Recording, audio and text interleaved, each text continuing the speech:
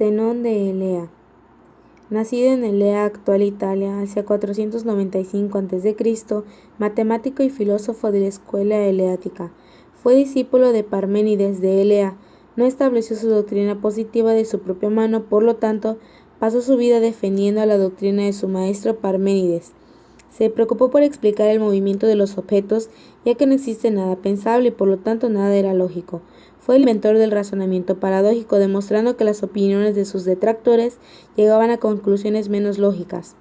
Conocido por sus paradojas o aporias, negaba la existencia del movimiento del ser, intentaba probar que el ser debía ser de forma homogénea y única. Por lo tanto, pensaba firmemente que el espacio no estaba formado por elementos discontinuos, sino que por el contrario, estaba formado por el cosmos o el universo, el cual era la única unidad. Concibe que el universo es eterno y de un ciclo. Creó una serie de paradojas o aporias enfocadas en el problema continuo, al igual que paradojas de movimiento, la cual estaba enfocada al problema de imposibilidad y que estaba formado por Aquiles y también por la tortuga. Empédocles de Agrigento.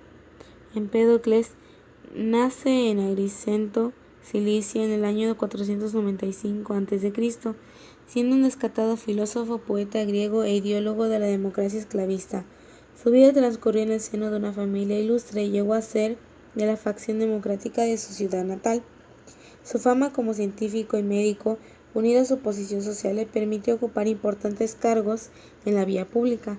Fue discípulo de Pitágoras y de Parménides, llegaría a convertirse en uno de los humanistas más importantes de la antigüedad. Entre todos los filósofos presocráticos se destaca Empédocles por su compleja personalidad. En él confluyen dos tradiciones: por una parte, la de los filósofos jonios, buscadores de un principio universal bajo las múltiples apariencias de la naturaleza, teoría que exponen tales de Mileto, Heráclito y Parménides, y por otra parte la de los descubridores del principio espiritual del ser humano, los orficios y los pitagóricos, descubridores del alma y su destino trascendente en un cosmos armonizando bajo las leyes de un número. Pertenece a la última etapa de los llamados presocráticos, a la generación posterior a Parménides. Es uno de los pluralistas como Anaxágoras, Leucipo y Demócrito, que asumen el reto de sus grandes predecesores, negando la unidad del arche cósmico. Para Empédocles, la realidad es concebida como una esfera, lo cual sugiere que parte de la concepción de Parménides, la esfera de Empédocles equivale a ser de Parménides, aunque a diferencia de este último no niega el valor de las apariencias, porque para él hay un movimiento y una pluralidad entre seres. Empédocles muere en el año 444 a.C., a la edad de 51 años, en la ciudad de Peloponeso. Anaxágoras de Clasomene. Anaxágoras nace en el año 500 a.C. y fallece el 428 a.C. en Clasomenes, actual Turquía. Anaxágoras fue un filósofo presocrático que introdujo la noción de nous, mente o pensamiento, como un elemento fundamental de la concepción filosófica. Antecedentes. Entre estas tenemos que Anaxágoras nace en el año 500 a.C. en lo que es la actual Turquía. También él era conocedor de las doctrinas de Anaxímenes y de Zenón. También postula una causa exterior al que denomina nous, así como también sugirió que el Sol es una masa de hierro candente y la Luna una roca. Acontecimientos. Entre estos encontramos que él escribe sus obras sobre la naturaleza, donde expuso su filosofía, donde relataba la idea de la realidad. Este fue exiliado a causa de la impiedad.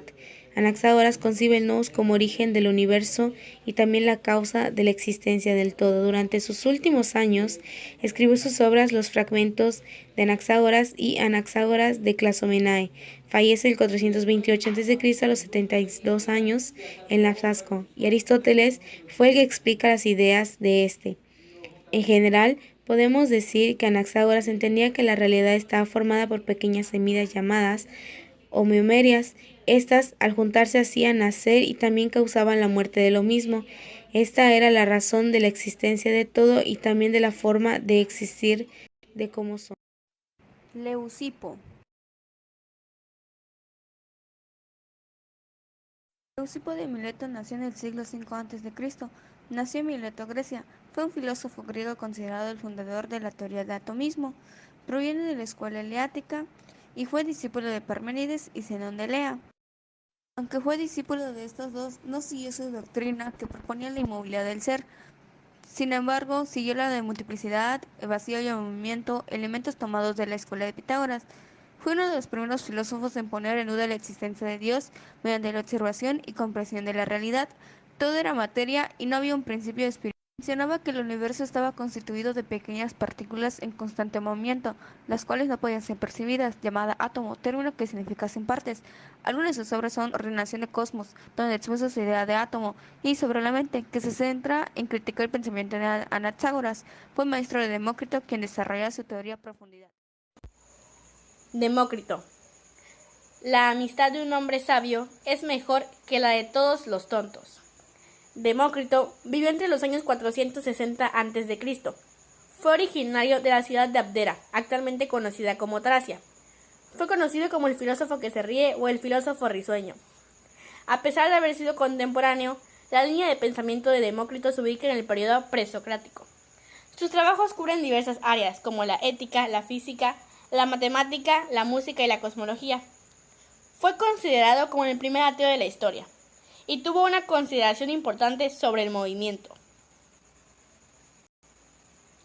Una de sus contribuciones más relevantes fue la creación de la escuela atomista, en donde destaca que los átomos son partículas minúsculas y sólidas que varían de tamaño. Su teoría fue correcta en muchos aspectos, pero fue rechazada, y aún así influyó en el modelo atómico de Dalton. A él se le atribuyó el desarrollo de la teoría atomista. Esta unión de átomos era solo combinación, no fusión, y fue el primer filósofo en plantear la existencia de un bien supremo. A él se le atribuye la frase: el hombre valiente es aquel que no vence solo a sus enemigos. Tiene lo que es la teoría de la percepción, en la que explica que la imagen es más que una capa seguida de átomos.